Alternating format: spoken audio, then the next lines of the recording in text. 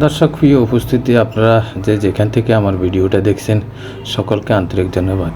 স্ক্রিনে আপনারা দেখতেছেন আসলে এটা চিংড়ি মাছ। আমি আজকে এখান থেকে নিয়েছিলাম, আমার বাসায় পাক হবে। তো এটারে ভালো করে পরিষ্কার পানিতে ধুয়ে সেটা জানেন তো কীভাবে পাক করে আমার ওয়াইফে, আমি আসলে আপনাদেরকে দেখাবো বা আপনারা দেখবেন। আসলে এটা সুন্দর করে নিলে অনেক স্বাদের মাছ, এখানে আরও 5 স্পেশালি মাছ পাওয়া যায়, আসলে আপনারা দেখলেই বুঝতে পারবেন।